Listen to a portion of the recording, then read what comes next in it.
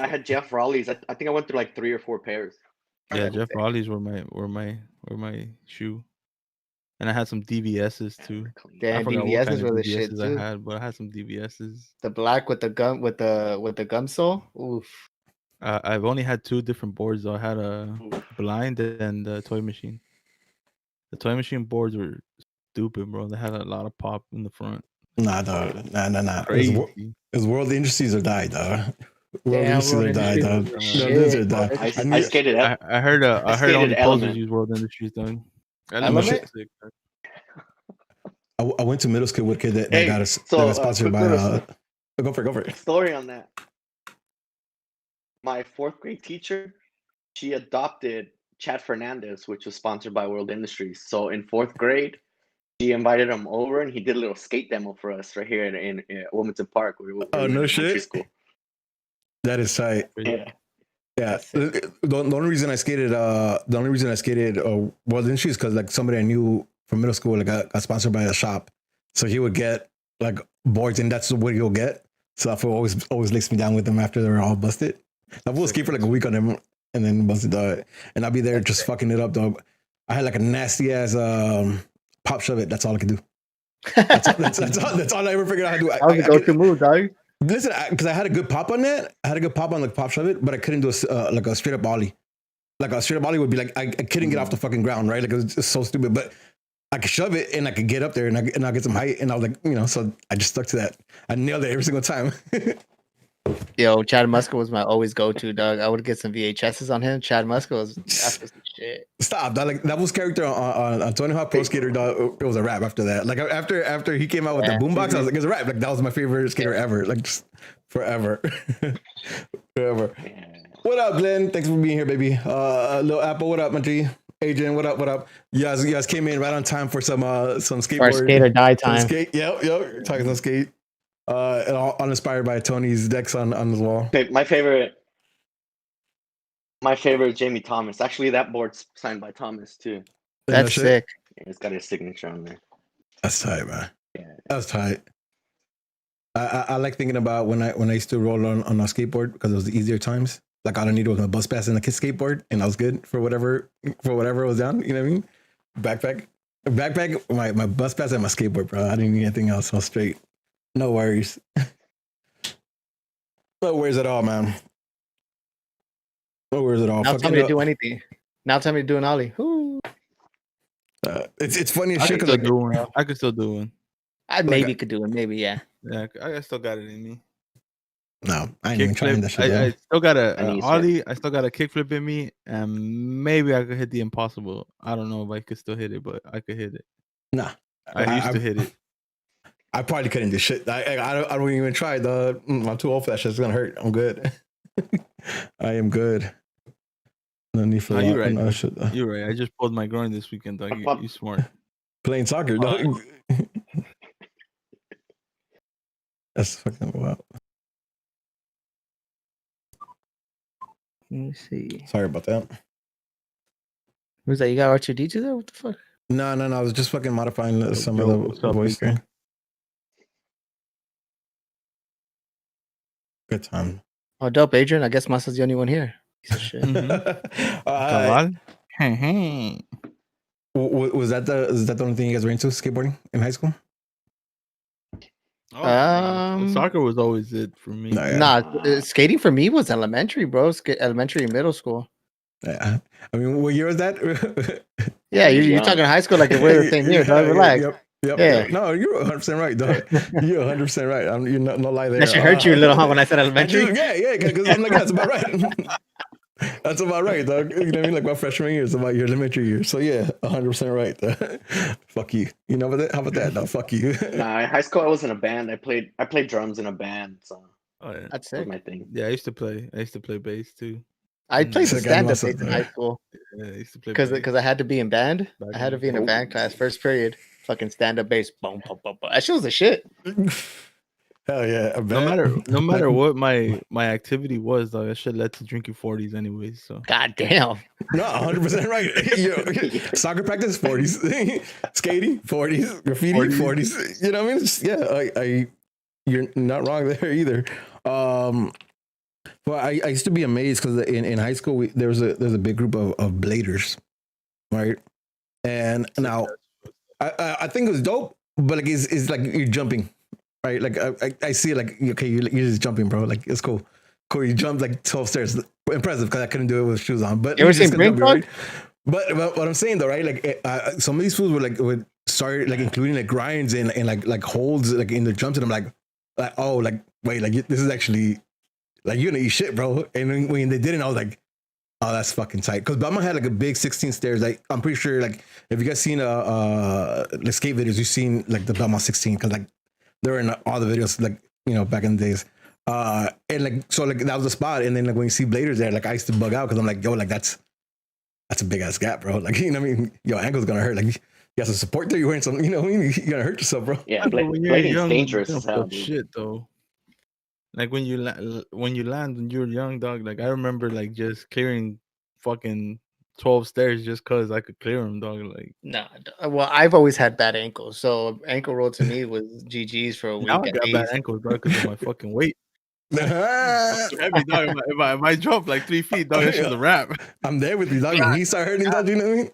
It's funny because Jeremy woke up with like with his finger hurting out of nowhere, dog. Like his finger was just hurting. And I said, yeah, listen. And I said, oh, welcome to 30. Shit just randomly hurts, though. Like, you know what I mean? Like, you don't really have to do anything. It just randomly hurt. The other day, I fucking jabbed my foot on the corner of the bed, and that shit really hurt. Like, it hurt, but whatever. I think that's just because, you jabbed finger. But like 2 days later, dog, like, I put on my shoes. I go through on my shoes, and I, put them in an awkward position or whatever. And my shit hurt, bro. And I'm like, what the fuck? And I started thinking, like, what are I doing? And it was that. And I'm like, yo, like, that was 3 days ago, and I jabbed myself on the bed. Like, how am I still hurting 3 days later? It's just, I say age. What up, Nelson? ¿Qué dice, Patojo? Roller hockey? Oh, shit. Yeah, I can never do that shit. Roller hockey? I'm either focused on roller skating or hitting the puck. I can't do both. Can't do both? I don't know. Listen, my respect to hockey players. I go to the ice skating rinks during the winter time. Fuck that. Nope. I'm eating shit half of the time.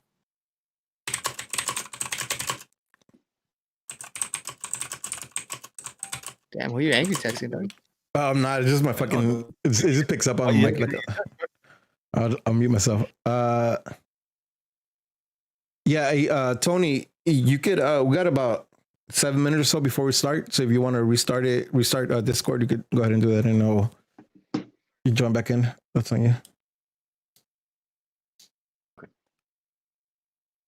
And let Tony restart his thing.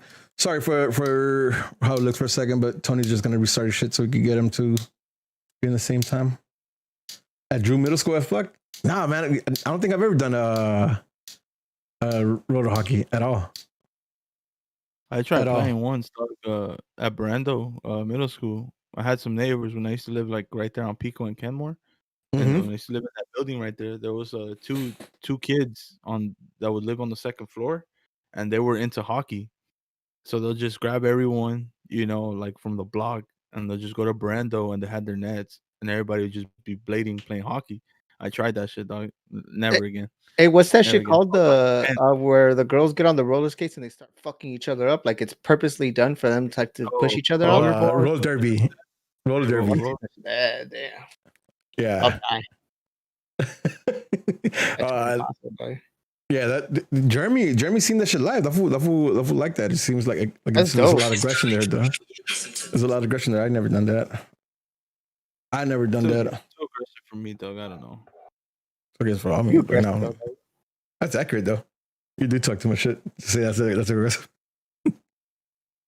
Oh, yo, I got that PS5 today. George, I got the PS5 today though. So, chat, we're doing like a 20-minute show today because I got a PS5 to play with.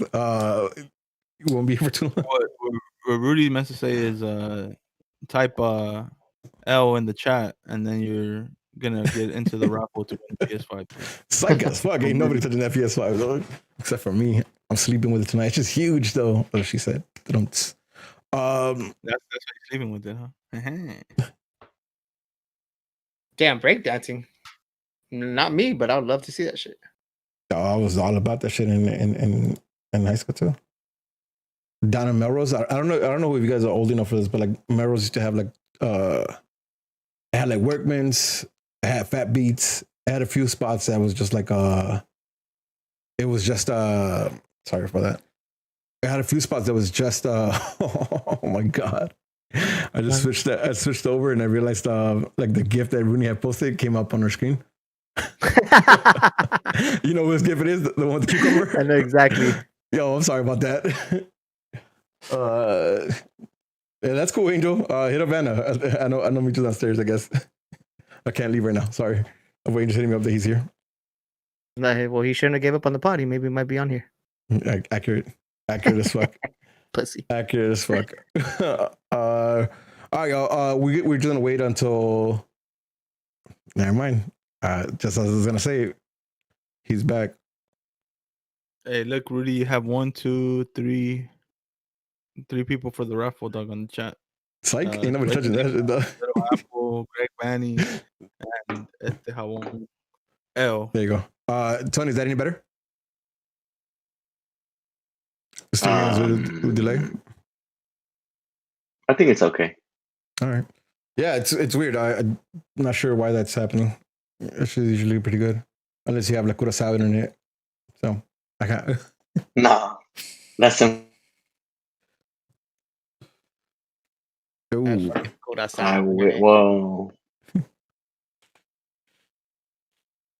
All right, man. Yeah, Doug, we're the ones that slow. Fool. Yeah, we're not caught up to him. That's why it's so slow. That was in the future. That was internet's in the future. Oh shit! That was in the future. Future Tony, dog. Hey, that's why you have me in the guest tonight, dog. So you can tell us if Vanny's it or not, dog. Because you're from the future. From the future, ass Tony, dog. Fuck with it. It's funny how quick the fucking episode could just twist. Huh? I'm updating the title right now, dog. Tony from the future. Tony from the future talks to us about Vanny. Does Vanney succeed?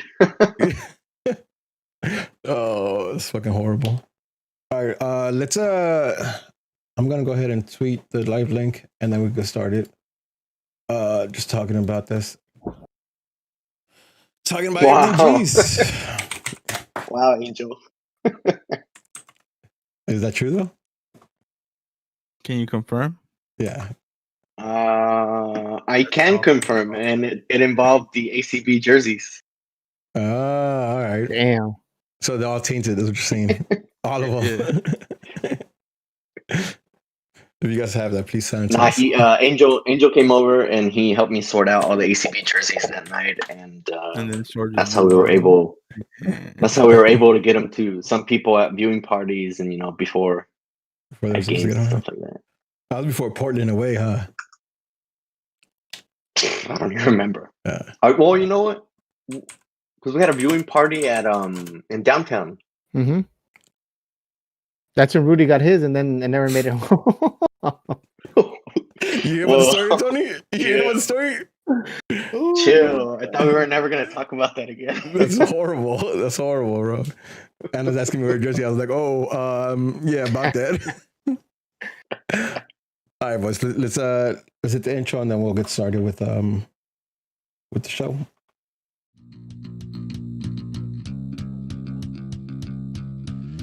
Yo, what up? And welcome to another episode of Straight from the Stands, an unapologetic, unofficial LA Galaxy podcast, hosted by 4 Foul-Mouth supporters who bring you their thoughts and views on everything related to LA Galaxy, straight from the stands. I am your co-host Smarts, alongside the always angry Angel, his counterpart level-headed George, and the man with the facts, Masa. This is Straight from the Stands.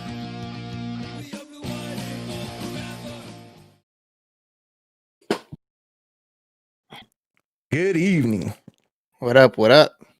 How's it going, fellas? How you doing? Tony. Good evening. What's up? Good evening. Thanks for joining us. Appreciate it. I know I hit you up over the weekend, see if you're available, and I'm glad you are. How you doing today? Good. Good day. Yeah, right. We're getting going Monday, second week of the year or whatever. I don't even know what it is. I'm lost, though. It's all time's irrelevant. But George, how you doing, puppy? Pretty good. Good weekend of sports. Fucking football was sick. Yeah. College football today. Yeah. Just chilling at home finally. Yeah. What's up? You think the Browns actually have a shot at this? No, negative. That's a big negative. I would have never thought that they were gonna win yesterday, but I'm glad they did because fuck Juju. Juju ruined my fantasy football last week. I needed in the semifinals. I needed 10 points from him. 10 points. I can do it for you. I don't even want to talk about it. Fuck Juju. Fuck the Steelers. Masa, how you doing, Papa? And chilling, baby. Yeah. Long day at work or what? Yeah, it's been like that after the new year. I don't know what the fuck is going on. But that's why your fucking wallets are fat though. Come on. Oh yeah. You got some fat ass wallets though. I mean, if you want some weight taken out of those wallets, let me know, dog. I got you. You know what I mean? Because we're homies. No, I'm first in line. No, I'm first in line. No, man. So I asked Tony to join us today because he had a really dope thread over on Twitter. So he's part of Victoria Block Leadership. So Victoria Block Leadership, along with Galaxy Outlaws. We had Lars, we had Galaxians, and of course ACB. We got a chance to hear Vanney out for a few minutes before they officially announced him and before the press. And then Tony did an awesome job of kind of really summarizing the whole chat and kind of putting it out in public. Something that I really like, Tony. I know I reached out and told you that was dope. And in fact, it's something that I kind of we're going to talk with ACB about moving forward, doing something similar to that when it comes to some of the communications. Because I thought that was a really good way to put the information out. But we brought you here because we want to talk about Vanney. And again, hey, hold on. Really on the other side of that, being the person that digested it, you made it seem like as if I were in the meeting. That shit was pretty dope. Yeah. Listen. Let him hear it because again, I shared it for the same purposes too, right? Because I thought it was really well written and it was kind of easy to digest. So I really liked it. And for everybody in the chat, if you guys want to check out the thread, if you haven't checked out the thread, the link's in the description to that thread. So go. First of all, give my man a follow and then read that thread. It's really good. So we'll break that down today. We'll break down your thread. We'll talk about his talk at the press conference. We'll talk about his interview with Corner of the Galaxy. They just had an interview with them. I think it was Thursday. Or it might have been Thursday when they had that pod. So there's a lot of content out regarding Vanney right now. He's saying a lot of good things, and I kind of want to get a sense of where we're at, how we're feeling it. Are we really excited about him? Are we still skeptical? All that. So we'll go into that. But let's go ahead and start with some news and rumors, shit that we're hearing. And I think the hottest one when it comes to rumors is James Bond. Bond, the keeper. Jonathan Bond. What are we thinking? I first of all didn't follow him before his name got circulated around the G. So I'll start with that, right? Like I wasn't familiar with him, but I did check out some of the highlights of what I could find from him. The guy is huge. 6'3", 6'2"? Yeah, the guy is huge. I didn't know how tall he was. You could see like he's a huge guy. Really interesting. Being that tall we're gonna have some security coming in for crosses, right? Which is something we haven't had since Ricketts, maybe. Yeah, I'm all for getting a goalkeeper if that means David Bingham's not coming back, man. Because at this point, anyone is better than David Bingham. He's not the goalkeeper we need. He's not the role model that we need in this team. Yeah, dude, I'm done with him completely. I've been done with him. I don't want him back. Yeah. And actually, I think last week we talked. When we talked about that a little bit on that, his option was an option, and we hadn't heard news from him, so we're hoping that it was gone. Now with Bond being there, like you're 100% right. If this means that's the out for Bingham, then I'm all on board too. Thoughts on Bond, George or Masa? Same thing Tony said. If that means bringing in a goalkeeper, regardless of who it is, means David Bingham's gone. At this point, I'll have a Klinsmann start and then have bring in a backup goalkeeper. I just want Bingham out. Yeah, accurate. But to add to that, I like it just because you figured out how to get an international goalkeeper without wasting an international slot. How is that?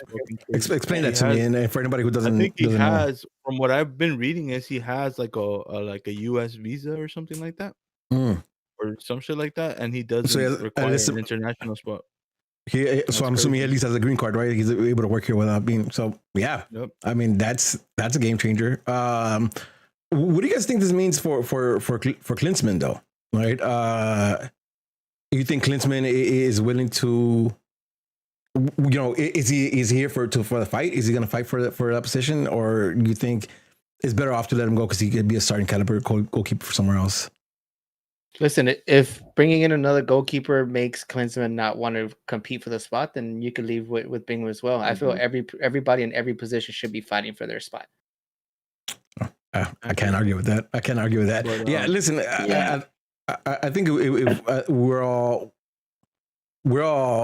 on the same page where like this just is a good thing, right? Like just having a new keeper, his attributes, right? Just being that tall, like makes me want to think that he's going to give us security with crosses, something again that we haven't had since maybe Ricketts was the last goalkeeper. I liked how he came out for crosses. So I think it's a big plus. We have Greg Vanney. Yeah, I think Klinsmann is a good, solid second string keeper. But I don't know if that means that we have 4 goalkeepers at a time. Have we ever had that before? Like recent memory? We've had Von Stegen. We had Eric Lopez. We had Lopez on the roster already. They just weren't being used for a keeper. So and that's the thing though, right? Like if we look at if we compare Klinsmann to Von Stegen and Lopez, like Klinsmann to Von Stegen or Lopez is a big step down, right? Like so we're talking about like backup goalkeepers. Like I'd rather have Klinsmann there if that's a backup over Von Stegen or Lopez, right? Like either one of them, I'd rather have 100. So I'm hoping to keep him. Greg Vanney in the chat, thanks for being here. Actually, you should have joined us in a conversation with us. But Greg Vanney in the chat is saying that Klinsmann is not on the roster right now. Yeah, and that's correct.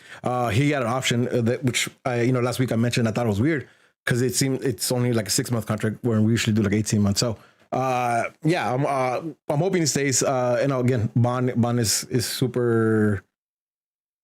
Bond will fit the fucking needs for sure. Moving on.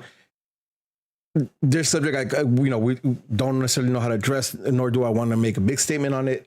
But we're all aware of what came out on, was that Friday night with Pavon and sexual abuse allegations. You guys don't have to comment, and that's 100% fine. I think I'll just say this. And a case like that, you have to take serious no matter what. So you have to take it serious. I'm also not going to be the judge and juror here, though. Like, so let the due process take place and see what comes out. If he is guilty, then by no means do I want the Chiefs to be associated with somebody like that. But if it's not, then I also don't think like we need to bring down the hammer if the accusation ain't true. But again, I think the accusations need to be looked at and make sure that they get to the bottom of that before the Chiefs associate with somebody like that. Either way. Right. If he's clear, then I think by no means that change anything with us. If it's not, then we're already parted ways, so there's no need to bring him back. Again, you guys feel free to share a comment. You guys don't have to. I understand that it's a ugly situation, no matter how you put it. No, yeah, I agree. They gotta look into it. Yeah, I agree with you. Just timing is going to be crazy when it comes to that, because you want them to actually look into it as much as they need to, but we're also looking to sign players as well. So crazy time. Yeah, it is. It is 100% is. And again, I don't want to go deeper into that just because it's unknown right now. Masa, do you have anything to share, or should we just go ahead and move on? No, I don't want to talk about it. Perfect. Let's move on. All right, so we'll start talking about Vanney right now. But I just want to say this: like, it's been more quiet than I expected. Over the last week or two, actually it's been quiet for a while. Is this something we should be concerned about, or do you think let's settle down, let's guy figure out what they need before they start signing in players? Thoughts? Yeah. Well, we just signed our coach on Thursday. Yeah, he announced Thursday. He had the weekend. I don't know. I want to say if something doesn't happen this week, I'll be a little concerned, just because I'm hoping that he had some thoughts coming into the plan. We've already talked about, I believe, an assistant coach that's following him from Toronto coming to us as well. an ex-Galaxy player. So that's in the works. So I hope as much as that's being worked on, we're also gonna look for our players, and it sounds like, and we'll get to it. He has an understanding of what he wants. So hopefully, it's just all about getting DTK, getting people behind it. Yeah. I agree. It's weird, right? 'Cause go for it. In the presentation where they presented Vanney to the supporters groups, before the announcement, Vanney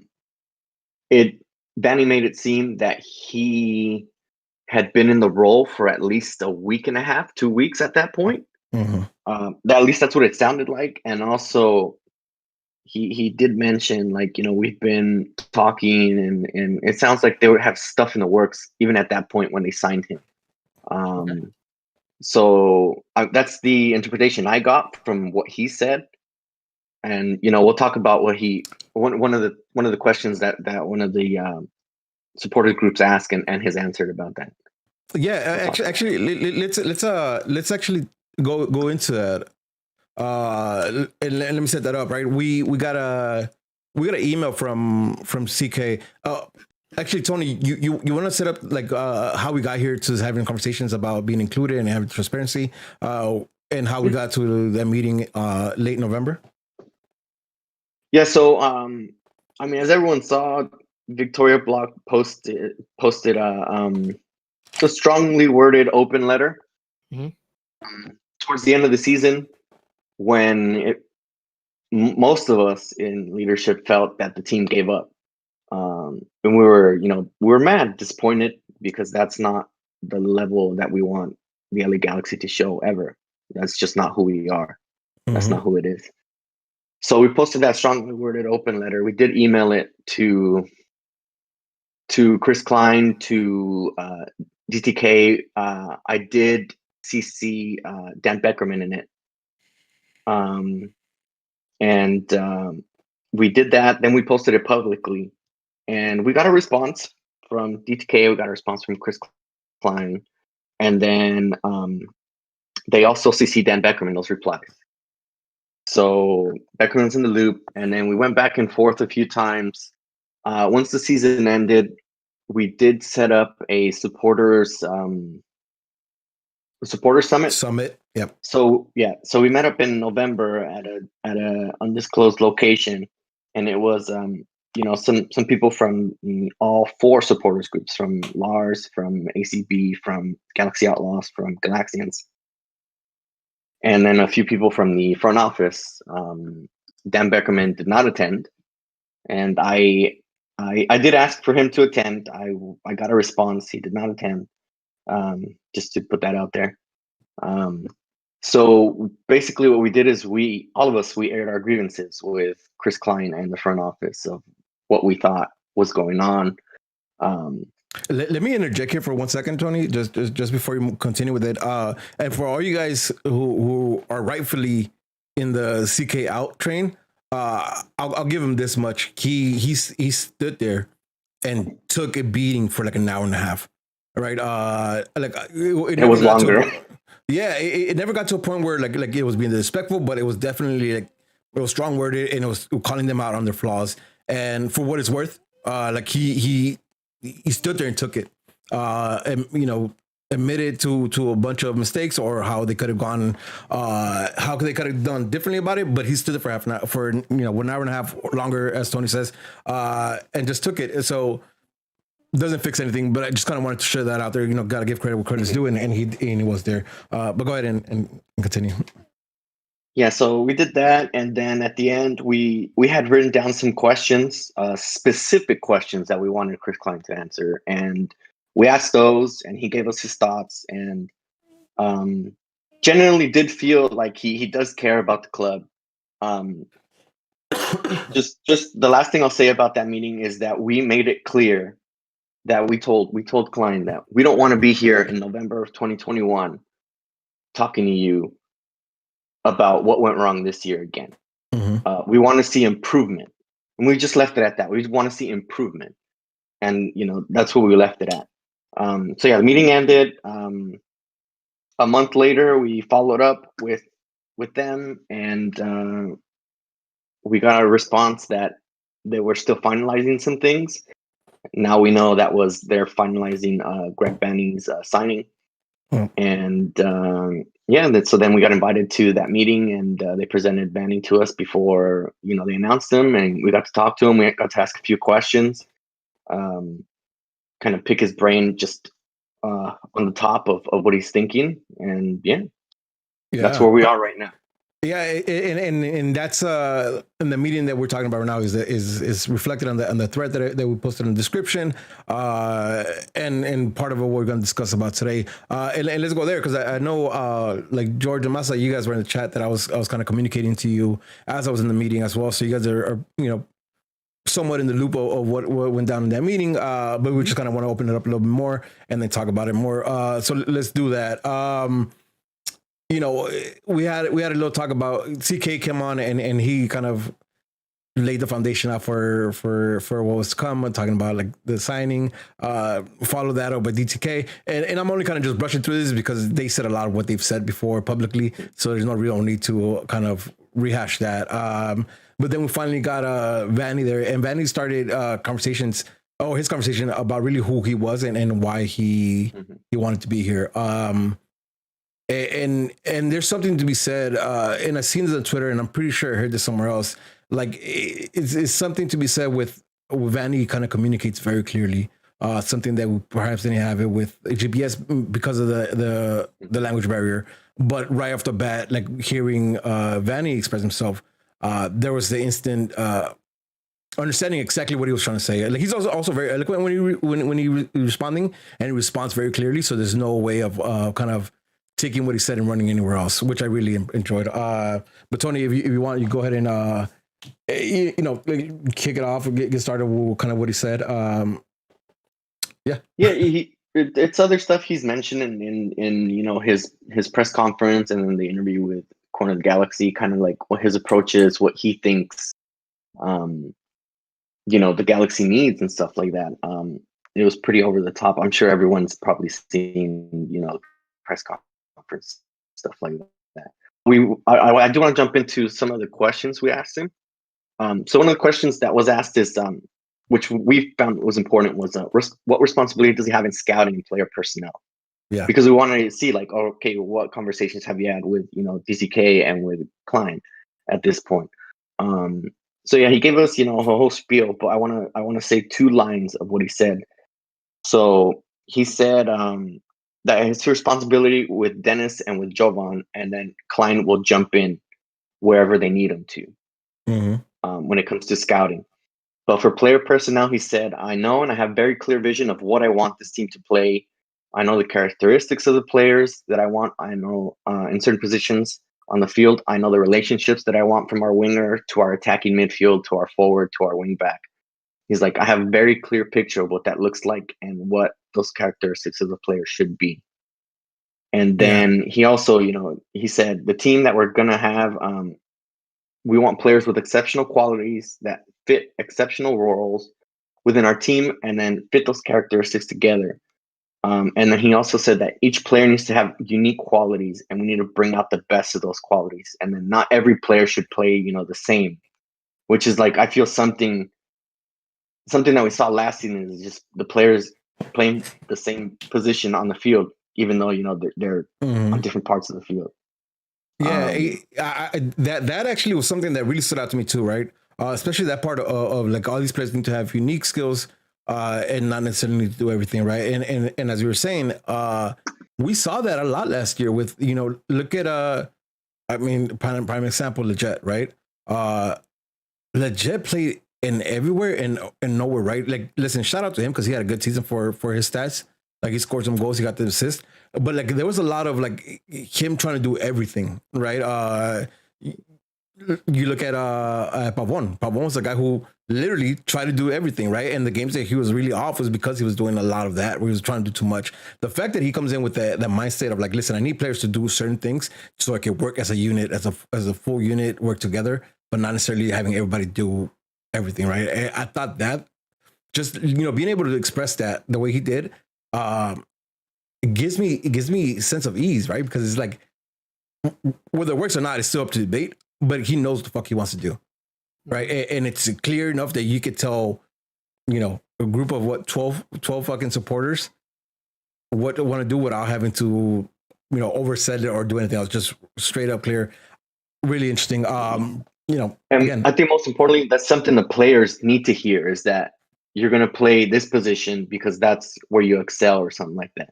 mm-hmm. They want to hear that. They don't want to, be told like, oh, I'm going to play you here and this and that. He sees them for what they are and what their strong suits are. Yeah, for sure. Let's keep going on with what he said on this meeting. There was a couple non-player related questions. You want to hop into those? Like when we asked him about go for it. So yeah, Rudy asked a question. Well, he said something on there, and Rudy said, I'll quote Rudy. He said, ACB and Victoria Block will give you 90 plus every week. We asked you to get the squad to do the same on the field for us. And his whole line, dude, was just, special. He goes, I appreciate that. And I think I said we're a team that there's no way that our fans should be giving us 90 plus and the players aren't. And if the players aren't giving us 90 plus, then they won't be here. That's like crazy to hear, a coach say. Yep. Especially for what we've seen the past few seasons, dude. And the fact that he's saying this to us, right? He's saying this to us, and he also himself said that he hadn't spoke to all the players yet, right? So like, without even having to speak to the players, like that's his mindset, right? Like these players need to give me their all every single time they're in the field, no matter what, or else they can't be here. Like.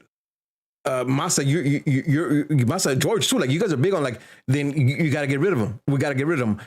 At least from what he's saying, we have a coach who's seeing you guys eye to eye there, right? Because those are his words. And again, I always take big cups of Kool Aid all the time, right? Like I buy into it and then I get disappointed. So like.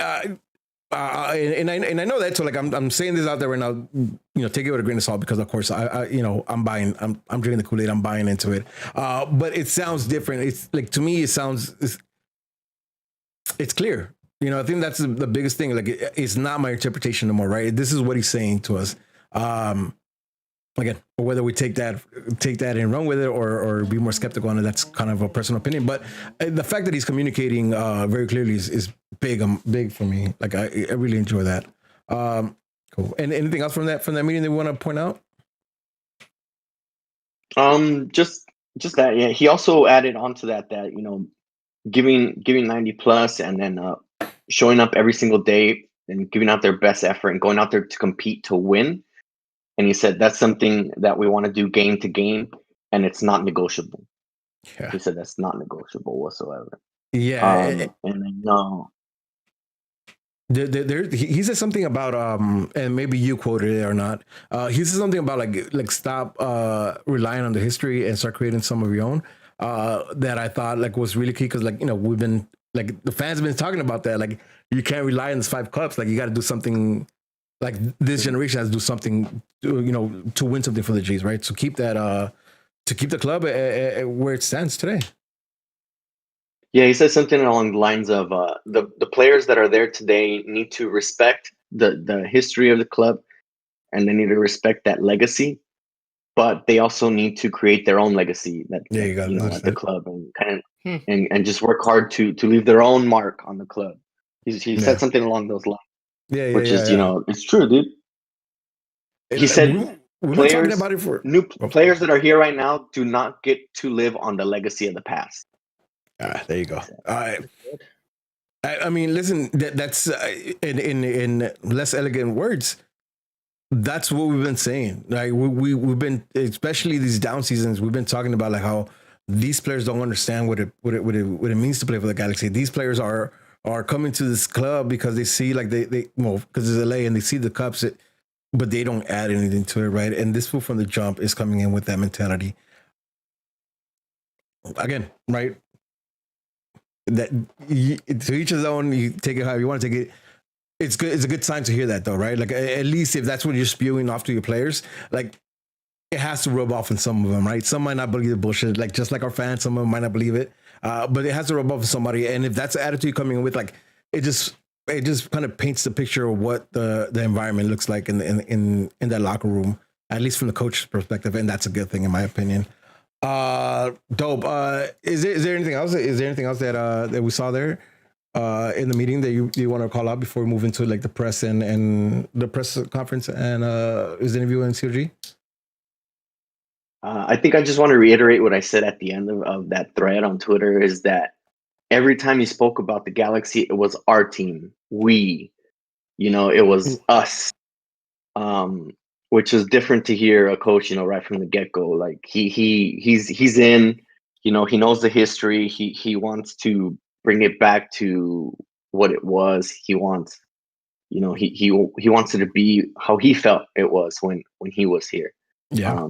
And kind of like that family feeling, which I think hopefully he can get the players to jump on and. Yeah, and, it'll create some of that friendliness that we see between like Jonah, that we saw between Joe Corona and like Legit, like that kind of feeling, but everyone. But even more so than the friendliness, like you'll see some fight. If you just care about like the club and they care about like one another, there's gonna be a fight in that field every single time they're out there, right? Like, there's gonna be players who want it. If they buy into what he's saying, there's gonna be players out in the field who want it. Something we for sure didn't see at all last year. Right, because we saw a lot of them just That's That's what we're asking for, dude. Just fight. Listen, again, a constant thing in our show is saying is that saying that if we would take mad L's but just play with heart, we wouldn't be that mad because we understand. All right, we came up short, but the reason we get mad and we start bitching in the show is because these fools don't, like, at least last year they didn't give a shit after a while. It was like, we just took another L. Let's get off, right? That's why, like, when Chicharito's streaming, like, it's a problem, right? That's why when he's doing advertising for Budweiser seltzer or whatever the fuck it is, like, that's why it's a problem, because like it looks like there's effort here and there's no effort in the field. All right, but let's move on. Let's move on. Again, no kind of order, just moving on. I do want to bring up, because it's Chicharito, I do want to bring up his remarks on Chicharito. I know he did it in the press conference. I think he did it at COG too. The only one I didn't listen to was the one, the MLS show. Masa, overtime? No, is it overtime? Extra time radio. Extra time. Yeah, like I didn't listen to that one. Not yet, at least. But I listened to the ones. And he's talking about Chicharito, right? He's saying that he's, and paraphrasing, but pretty close to quoting him, he's a world-class in-box striker, right? That's what he referred him to. Again, listen, chat, I know you're going to go wild and talk shit about Chicharito, because we always do when we talk about Chicharito. But as we said last week as well, like, there is no avoiding this, right? Like, he is our striker for next season. So, and the one person who needs him, who's going to have to get the best out of him, is on board with him. So, that being said, what's your thoughts on his assessment or the way he's expressed himself about Chicharito so far? Anybody? I mean, he's not you wrong. Guys go first. He's not wrong. It's just, I mean, I can't fuck with him, bro. I'm just gonna leave it at that. He's not wrong about what he said about him. But to me, if you're backing up Vanney, then that means you have to go tooth and nail to what he's saying. If you're gonna back him up and he's saying that that's the man, then put your feelings aside and understand that your coach is telling you, yo, we got to back this player up. Yeah. Again, listen, I said it last week. I'll say it again. I understand the resentment. When it comes to Chicharito. Like, it's 100% there. It is interesting to see, like, Vanney look at him that way, though, right? Because he could have seen it on TV. He could have, read about it on the articles, all the articles that were written about him last year. But he's coming in fresh-minded with Chicharito, right? Which I'm really interested to see, because like he's not holding last season against him right now, right? Like he's going in and saying, like, I know what you could do, and I expect you to do what you could do, which is probably a good thing for Chicharito, because if GBS is in the seat, for this upcoming season, I don't think he's too happy with what he did last season, right? But now he gets a chance to do it with Vanney, and Vanney seems to rate him high. But I mean, as an incoming coach, and I'm gonna try to recap everything that was said. As an incoming coach, I feel like you have to. You're not going to shoot yourself in the foot and kind of go out there and throw your one of your DPs out on the island. You get me, and then kind of tell him, "Hey, come produce for me." And Chicharito doesn't need that right now. No, he needs like that mental boost. Yeah, and I think he's going through some shit right now where he needs people to give him that confidence. He needs that confidence back. It's kind of like in basketball. You miss your shots. All you need to see is one shot go in, and then you hit the ground running. So I feel Greg Vanney has been saying everything that he needs to be saying. He's saying it correctly. He knows his audience that he's talking to. Take it with a grain of salt, but at the end of the day, he's our man. We have to back him up. But I feel that the things that he is saying, it's easier to hold him accountable if shit were to go to shit in the future, as opposed to in the past where coaches say this and that.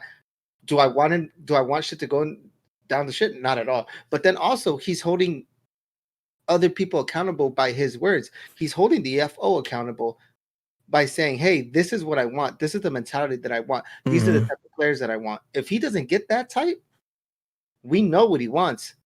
And if he's not getting it, then we could start pointing the finger and be like, okay, now we know we can't just throw our coach out in the island like we did with GBS. Yeah. The players just didn't perform for him. Now the things that he's saying are not only holding himself accountable, but he's holding everyone else around him accountable for what's going to happen. Yeah, and there's a lot to be said to that, right? Because I think the biggest takeaway from what you said is that because he is being so clear, there's definitely tangibles that you can hold him accountable for, right? There's certain things he's saying that like you could press him on that, right?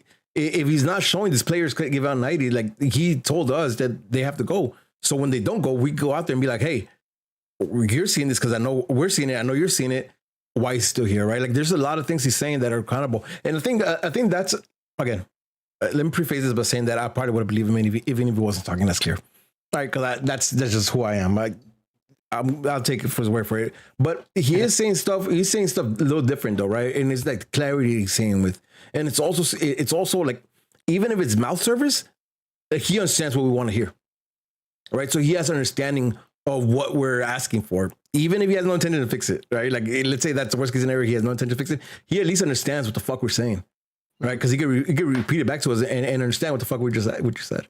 And it's something that, again, it might have been like the language barrier with GPS, but it's something that I didn't feel with GPS, right? Like it was never that clear. The clearness that in 4 days, Vanney's been able to kind of set, and I think that has to carry some weight. Again, only time will tell. I think, yeah. What Vanney said is just pretty much one putting, trying to get in people's heads that Chicharito's here for another 3 years, like it or not. It's what it is. But also that he thinks he can build a team to support Chicharito, to put him in those positions where he can score those goals and he can be the poacher that he is. He thinks he can find the players to complement that well. And I don't know, man. Maybe I'm gullible also, but I believe him. I think he can do it. I think he has. I think he has the vision. I think he probably has the confidence of Jovan and Dennis already to be like, this is a player I want, make it happen. And AEG, if there's a season where AEG needs to put up the money to sign players, it's this season. Because like we told Chris Klein before, AG's been spending money. You're just not spending it wisely. Correctly. Yeah, 100%. Is 100%. Speaking of money, and something I forgot in the beginning, Julian Araujo to Tottenham, right? Two things. First of all, like your initial feelings of like maybe not having him for next season, all right? And then second, right now the only figure I saw was $6 million, right? So let's assume $6 to $8 million. Is that a fee you guys are willing to let go of Julian for? Whoever wants to take it, right? I'll go first.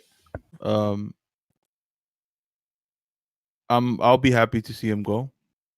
You're young, go be a better you somewhere else, where you're gonna develop and become a better player. Yes, but for $6 million, dog, you can fuck off. Easily double-digit player. 10, 11, Are you serious? 100%. 100%. Who? All right, now tell me who you're like comparing that to. Tell me where you're getting that number from. Give me a number of someone that's gone from the U.S. to Europe. There's what's his name? The backup for Reggie Cannon right now from FC Dallas. played half a season, he's gonna go to Serie A for 10 million. Junior Araujo has 2 seasons under his belt, and he's 19. They're about the same age, and we're gonna take 6 from Tottenham? Nah, fuck off. 10 Different million league. minimum. Interesting. 10 million minimum. Nah, Reggie Cannon went for like 12, 15. Listen, You gonna tell me Julian's not worth 10? No, Come on, man. Not Come at all. on. Nah, you tripping. There's too much upside to Julian. He's worth 10. On this He's worth market? 10. In this market? He's worth 10. He's worth 10. I don't care what anyone says. Julian's minimum $10 million. All right. Interesting. George. All right, I agree. I believe the inevitable is going to happen with him leaving. I'm happy for him leaving. Do I think he's worth 10 million? No, because we were on here arguing that we could get Pavon a DP for a discount for a team that's financially in hardship, but still COVID. It is what it is. There's a COVID discount. You could call it what it is. And do you think Mourinho's, and also let's talk about the coach. Do you think Mourinho's going to be like, oh yeah, let's give up 10 mil for a player from the US? No, it's not going to happen. Personally, I feel 6 million is the right amount. I think that we've been on here critiquing Julian a lot, and we can't stay up here and be like, oh nope, now he's worth this money. Let's say it for what it is. We've given him a lot of shit. He still has a lot of room to grow, and like you said, sky's the limit for him, but he needs to be somewhere where that's going to happen. Now imagine if he has another year of a shit Galaxy season. Where's that value there? Yeah. Listen, there's value to that. And I think this happens 2 seasons ago or last season before COVID. I think maybe you look at 10, 12, right? But then you're looking at Pavona being 18, 20, right? I think you have to balance it, even if it's EPL. And also, I don't necessarily think it's a bad thing to export players to the EPL, right? I think you export players, especially if it's like to Tottenham. There's a fuck Tottenham, right? First of all, fuck Tottenham, but you export in Tottenham, it's a big club in EPL, right? It's definitely recognizable, by a lot of fair weather soccer fans, right? It's a team that people know, and the headline is, young LA Galaxy starlet moves to Tottenham or whatever. Fuck yeah, however you want to put it out. Like, it's good for the G's to be out in that right now, because now you're looking at now you open the market or the eyes to the rest of the world, and they can look into our academy, right? There's so much money that was spent into academy that, like, if we start that market or start playing in that market space where we're selling off these youth, man, we're looking at six mil every year, right? Maybe we sell 2 players at 3 mil or whatever it is every year. You turn 6 million, and now we don't necessarily have that problem that led us to this conversation where AEG has to come up with all that money, right? Because if Julian leaves right now, he's a homegrown player, so I think it's like 90% of like that profit comes to the G's, whereas only like a very minimal amount goes to the league because he's a homegrown player. And this is the, I believe this is the bridge into the EPL. Imagine if we sell Julian for 6 mil, he goes out there and fucking kills it. Now the next time that a Europe club comes out there, be like, okay, look, it's proven that we could develop players, and you've seen what happened with one of the top teams in Europe. Now let's talk about the money a little bit more. So shit, if we lose 2 million on Julian, maybe we're underpricing him or overpricing it. It's all about the future. We're bridging it now into the EPL to where in the future we could say, look, we've transferred 3 players already at a price that's been in favor of the other team. We've shown that we could do this. Now let's talk. This is what I feel. It's on this side. So and also we have to assume that, like, in 1 or 2 transfer windows, we won't have COVID pricing, right? Right now we're like, the market's weird. Yeah. So like I think we see more money, more influx of money for players down the line. Right now, those 6 million, I'd say go, but I think it does throw a wrench though, right? Because I think coming into the season, I'm sure Vanney and definitely us, we're thinking of like, hey, I mean, last week I said it's Pavon. If Pavon's here, is Pavon the first name on the start 11, and then you follow that with Julian. Right, because that's promise right there. That's like, and it's promise developing in our eyes. So yeah, I am a little sad if he is to leave. I would be a little sad and see him go, because I banked on getting another season on him before he gets go. But I don't think he's in a position to pass up a $6 million offer if that's the case. All right, let's keep talking about it. When he talked about the team, the squad in Corner of the Galaxy, there was a conversation about him. What does he need to bring in for the team immediately, or where's it at? And he pretty much said everything. I don't know if you guys heard it. Like he said he talked about the midfield, he talked about defense, and he talked about goalie. Like he went through the whole thing. Listen, it's a little vague, but I don't think he's wrong. Right? If you guys heard what he said, I don't think he's wrong. Talking to the goalkeepers, and he said, you need somebody who's secure back there. You need somebody who could, solidify your back line and kind of give you that reassurance back there. He's not wrong. Yeah, right? I think he strongly called out the center back position. Mm-hmm. That's great. Yeah. Which, he's been watching. Yeah. Yeah, but I think, defense definitely, like, that's a given, But yeah, we need a cam, dude. We need someone who can just create a spark. Yeah, and so again, I'm just bringing. I brought that up because, again, is that thought of him, or is it an acknowledgement that he understands the needs of this club, right, or what he needs to bring in? He did mention like we do have some players, and he called some players out by name. Chicha, Jonah, I think it was the Jet, and I know he mentioned Araujo. But he did mention like keep bringing in players. Again, it's key, right? Because this happens the same day he is announced to the press, and he's talking about he has to bring in players at certain positions already, like center back, calling out center back for being one of them. Not necessarily having to fucking sugarcoat it and say, "Hey, I got to talk to my center back." Like he knows he needs to address some certain things, and he's stating it out publicly, and he's stating it out like pretty clearly, which is a good sign because you won't see this thing where like a player comes the coach to let him stay just because he's a sweetheart or whatever. Fuck, he could talk to somebody, right? Like it seems like there's gonna be some more action. He understands what the action is. I'm really excited about that because again, if he fails, right, and there's a big possibility he fails because we've seen 4 coaches, 5 coaches, whatever fail already. So it's a possibility he fails. But if he fails, at least he'll fail with a clear intention. Or he could be all talk. Or it could be what? Or he could be all talk. It could be all talk. Even if he's all talk.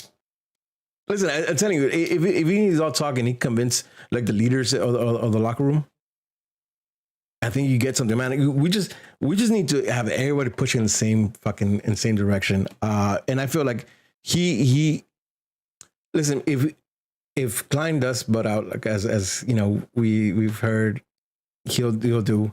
And you let DTK and Greg do their thing. I'm still big on DTK. I like DTK. I like everything that Vanney said.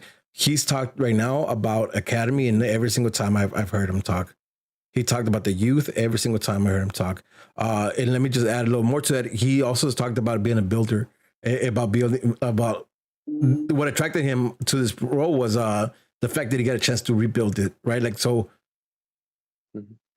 I mean, I'm not crazy here, right? This is shit that we wanted. This is again, it can be lip service, but this is exactly what we wanted, right? We've been talking about we need to rebuild this whole damn thing, and not just kind of put stuff on. I'm not sure. Stuff, right? I'm not sure we ever got that from GPS. I think it was hard to get anything from GPS just because of the language barrier. And that's it, right? I agree with you because like that. But I mean, we heard his interviews in Spanish too. It wasn't anything, that we wanted to hear. Also, like he always gave the political correct answer, like the very vague, over the top, as possible. And let me get out of this interview. And then he had interviews time that we were like, "What the fuck are you watching?" And so it is. And to address Manny Martinez in the chat, he asked if I'm pro Vanney. Yeah, I'm pro Vanney because he's our coach. I mean, it'll be dumb for me to be against. He's at the helm, you get me? So yeah, I'm pro Vanney. I really hope it works out. Shit. If it's not the guy that I wanted and the team works out, then I'm all for it. But I mean, it is what it is. So let's do this, right? Let's do this because I don't want to prolong it too much. George and Masa, you guys heard obviously our conversation right now, but you also heard the press conference and some of the podcasts. Where you at right now? Like right now, your thoughts on Greg Vanney today? I'm chilling right now. Go ahead, Masa. Get it. I'm chilling. I'm reserved. I don't want to get my hopes up, but that's not Vanney's fault though. That's the G's last couple seasons. I don't want to be hyped. I don't want to expect certain things. I know this shit's gonna take some time. Maybe next year I'll be more hyped about it. This year I don't want to get my hopes up, to be honest. So And that's how I feel right now. So and fair enough, but like so it's kind of hard for me to accept the fact that you want to be reserved when we're in a podcast talking about the guy. You know, when we're here to share our opinions. So it's hard for me to accept that. But let me rephrase it. My opinion is we made the right choice. That to me that would have been the choice I would have made. I would have brought in Greg Vanney. I don't think they're wrong there. I don't want to get hyped, bro. Like it's not something I can do. Like right now. No. So that's why let me rephrase it just so we can take that off of it, right? Based on what Vanney said. Based on what Vanney said, and again, try to remove like you believing or not, like based on what Vanney said, like where do you feel he's at? Does he understand what he needs to do for the Galaxy based on what he said? You know, how you feeling about that? Like, you see where he's at? And again, I don't want to explain too much because I don't want to give you. I don't want to put my opinion into it. I kind of want to get yours. But anything on what he said, like, is there anything that you disagree with or you highly agree with? Bringing in the youth, playing academy players, I think that's the right move. If he somehow manages to incorporate more youth with more established veteran players, I think that's always the right move, and you keep the flow going like that. I think that's for me the most important thing from what I got from his presser. So that's if I'm excited about something, it's that. And George, again, you followed up however you want to. Thoughts on Vanney right now? I said it a little while back, but I feel that he's saying all the right things to hold him accountable and hold the team accountable in the future. It sounds like he's already making moves, and from what Tony was saying, that he's been running it for about a week and a half, 2 weeks from what he got. So it sounds like the way that he's speaking, he's also watched games in the past, so he knows where our weak points at, and I feel he's saying all the right things. I wish preseason started tomorrow, to be honest with you, but then at the same time I don't, because I want to see all these moves happen. If I don't see something in a week or 2 weeks, then I'm going to be saying, okay, what you're saying and what's happening is not kind of aligning with what we want to know. Now you're going to put me in a position where, do I start believing DFO? Do I believe that you're all talk? You have to understand that we're a fan base where a lot of shit has happened in the last couple of years. So listen, we're wounded. We're hurt. We're damaged. If we have a coach on a short leash, we have the right to have that. And we have the FO's already on a short leash with us. But so if you're Greg Vanney, let me ask, what do you guys feel next season? What needs to happen next season for us to call it like a successful season? I think for me, it's easy. Show that there is some type of structure to the way that you're playing. Go out there and fight for the crest, and that's it. I'm not going to say playoffs. I'm not going to say MLS Cup, because we've all said it. It's going to take time for us to get to the final product of us getting back to that dynasty that we've loved. But I want some clarity in what style of play we're going to play. I want the coach to hold the players accountable. I want players to hold their teammates accountable. And I want us to go out there and just compete. It's that simple for me. You know what I want to see? I want to see consistency, right? Same level of energy, same play style throughout the year, right? Win some, lose some, draw some, whatever it is. But I want the team to resemble a vision, some kind of style, right? We haven't had that. We haven't had that for a long time now. Like we're not necessarily, listen, go back and listen to any other pod, just at random, choose a pod. And you'll hear us, especially the tailgate pods, you'll hear us talk about it's super hard to predict this team right now because they don't show up week in, week out. Like it's weird. So that, you know what I want to see next season? And I think I'll be content, maybe not happy, but content, is consistency throughout the whole series, the whole season. We'll see where it comes out. Yeah, we have a running joke. We have a running joke in one of our chats of how many crosses per game, go through when the Galaxy play. And it's true, dude. Yeah, it's accurate. Some of the quarantine, I spent rewatching 2014 games. And just the style of play is beautiful, dude. Just the way they pass the ball. And we played through the middle. We don't do that. We have not done that in so many seasons. We just don't play through the middle. We don't pass the ball in tight spaces. And that's something that I would like to see in a future Galaxy team, especially with like the players and the style of play that's out now. I want to see that back in this jersey and on that field. Yeah. Yes. I mean, everything you just said, right? It's only like, again, I obviously want success for the club, right? And that's measured by trophies in our league. But I don't want flash in the bank trophy. I want to compete for the trophy every single fucking season, right? And you can't do that without, everything we just talked about today. Tony, actually, so let me flip that on you now. You've been you were on the meeting with supporters. You've been listening to everything going on. In the next few weeks, what do you expect to see from what he's been saying? And I think you're like me. We're both bought into Kool Aid, so I think we have some expectations that are probably exceeding most of ours. But share with us what you think the next few weeks should look like in your opinion. I want to see us sign a goalkeeper and say that Devin Bingham is not returning to his team. Let's start there, huh? And I just want to see some signings, interesting signings, and just internally maybe some communication with the coach, and like what we've been talking about. Try to pick his brain, and get to know him too, because we just know what we've been told in press conferences and stuff like that. Kind of, I want to hear what he has to say, and I want to see what more of his vision is out there, what he wants. Man, I am super. I think that I'm excited for that. Well, excited for that. I'm curious about that. I'm anxious about that. Is like what is this team day with Vanney at the helm?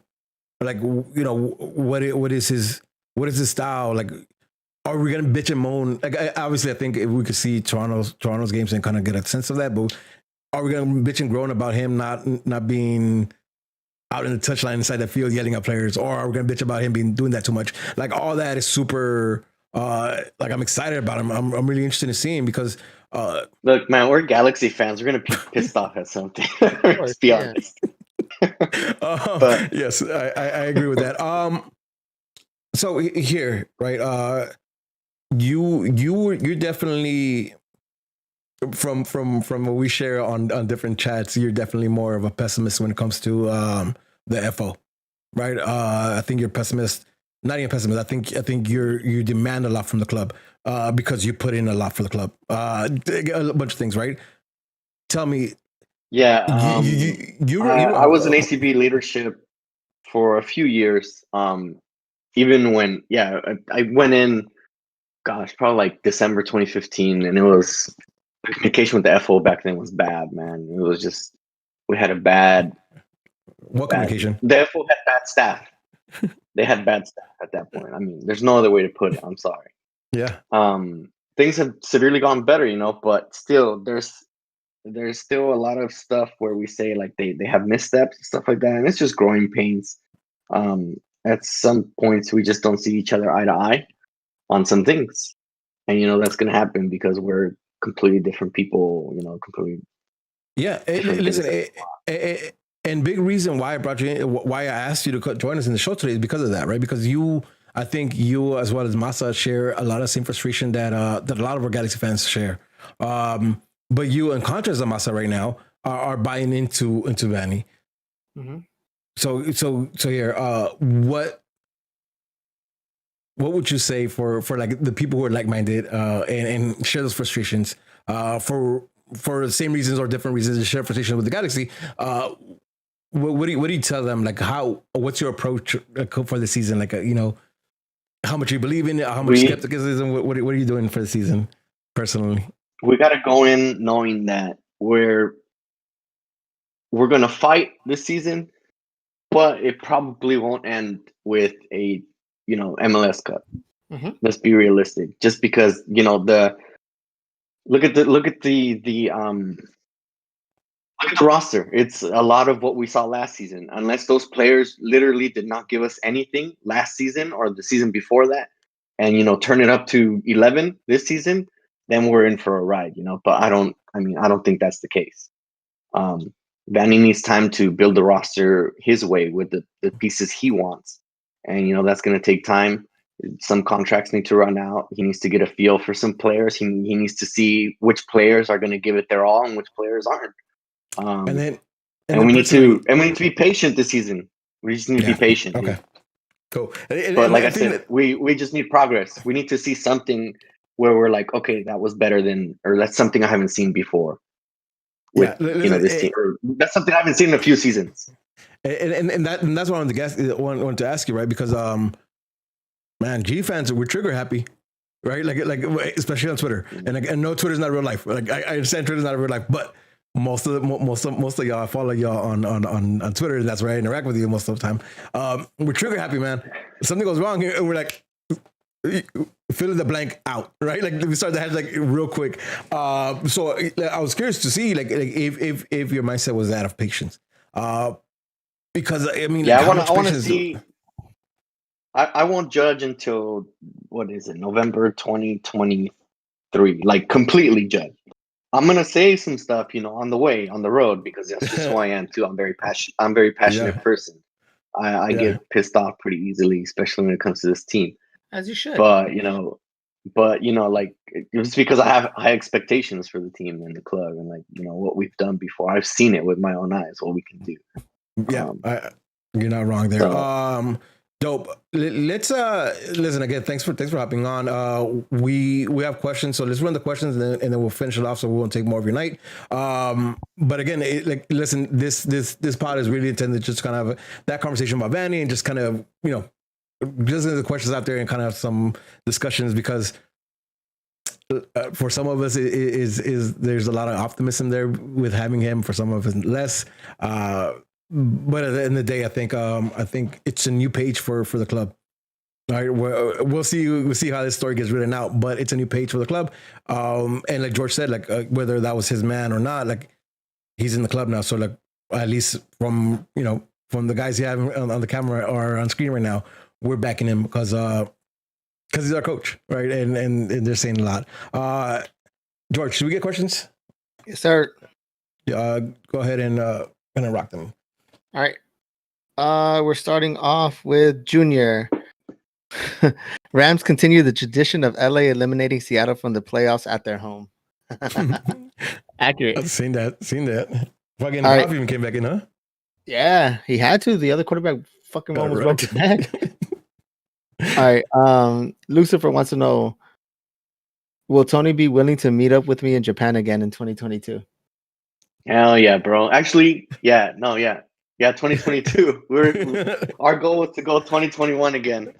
But, that's sick. Yeah, we're gonna go for Super Nintendo World. But that's sick. Dude, that's fucking sick. Can we pause here for a second? Can we pause here for a second? Have you guys seen the food menu? Go for it. Mm-hmm. For Super Nintendo World?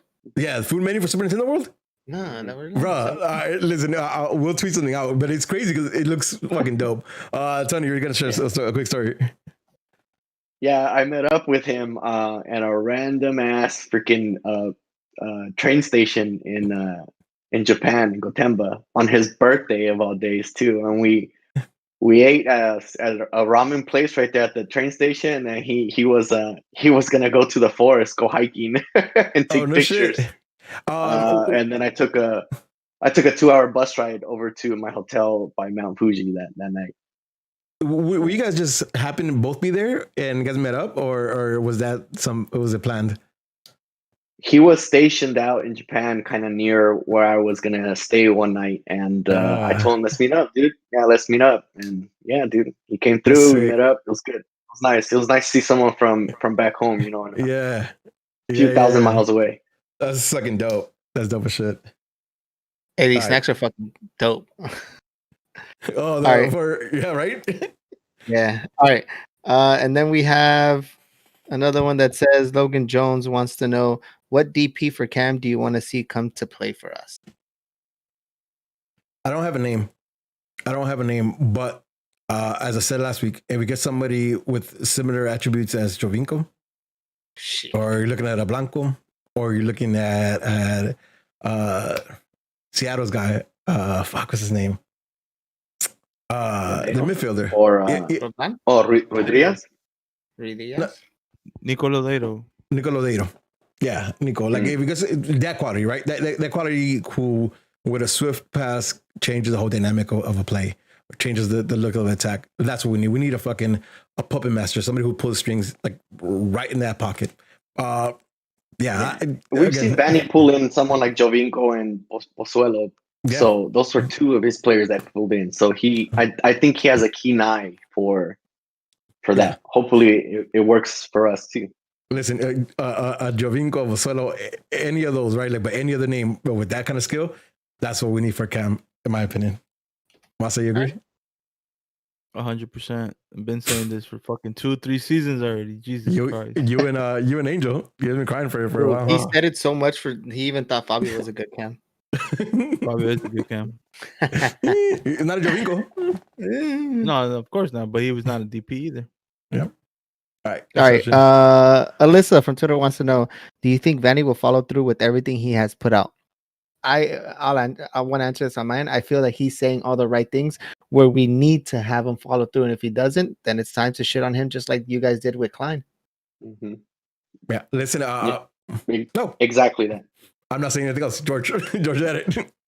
All right. Glenn with one N wants to know: it seems like there's a threat of a chance that we are back at Dignity Health Sports Park come fall, autumn. What does being back at the stadium and in the stands looks like? By being back, does he mean fans? Yeah. Back at the stadium in the fall. Good fucking question. And that's the puzzle that me and the ACB board, Tony and the Victoria Block leadership and all the SGs are questioning, right? Like, listen, for ACB, just full transparency, we have a meeting tomorrow where that's the topic of discussion, right? We're planning a season that's completely remote and a season that's in the stands, but we don't know what that looks like. So day to day, and we have to figure out how safe it is, right? Because if it's all safe, then it's another day at the stands, right? It's another game where we go balls to the walls. But if it's not, then we're gonna take the measured precautions to make sure everybody's safe. Because again, like for me, and I'm sure for like all me and the ACB leadership, and I'm sure the same for Victoria Block, the number one concern is the safety of all our members and their families, right? Question. So, yep.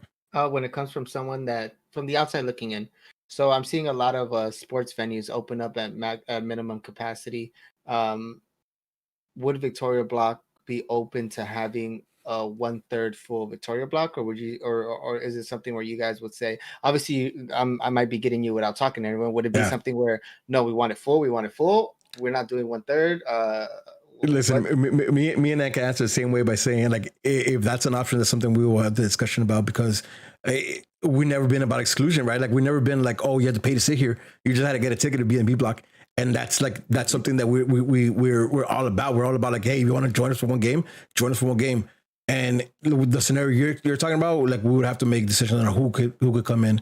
And that's a toughie. Like, that's a tough one, right? Like, because there's a lot behind that. Yeah, like that's like a big discussion with all the heads of the support groups to come to some kind of agreement. Yeah, so like no real answer for that. Like if that's a scenario that's presented to us, that's definitely a long ass conversation we have with all the leaders of support groups in Victoria Block.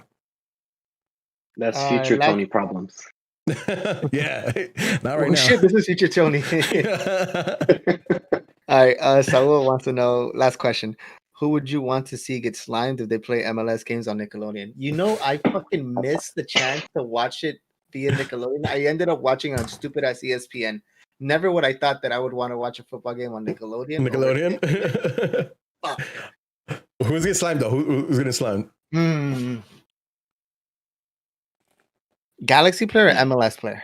No, Galaxy player. Fuck MLS. Galaxy player getting slimed. Not Jonah, because he'll slip and then get injured. So yeah, 100%. Yeah. Nobody. All right. Yeah, nothing that comes to mind that'll make it funny.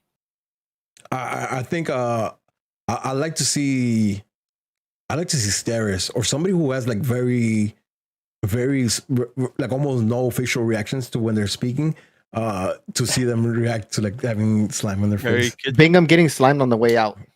Bingham getting slimed on the way out. I'll take that. Kitchen be another one though. Yeah, because he's like stoic. He doesn't have a lot of facial reactions, so getting him slimed would be funny. Ever for the Los? Yeah, I agree. Dude. I was gonna say that as well. All right, was that it? Was it? Dope. Again, thank you very much for shooting in questions. The questions get, they'll get in depth once we get the season started or once we get some players acquisitions and all that. But again, thanks for shooting them. Tony, thanks for hopping on, bro. I know I hit you up. I hit you up with a few days events, which is a lot better than what I do for most of the guests. But I appreciate you hopping on and having a conversation with us. Again, thank you so much for putting that thread together. I really thought it was informative for like the whole Galaxy community. So link in the description. Make sure to check that out. Give Anna a follow. He's part of B-Block leadership. So also a good connection to have if you have any questions surrounding B-Block or ACB. He knows who to point you to. And with that being said, actually, Tony, anything else before we close out?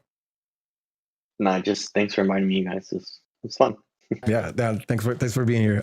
With that being said, it's another episode of Straight from the Stance. I'm your boy Rudy at I Am Smarts on Twitch, I Am Smarts on the gram, I Am Smarts on Twitter. I almost had it. That was close. You're getting better. George J Undefeated 7. Follow me on Instagram and Twitter. Peace, love, and G's up. Peace, y'all. Have a good night. And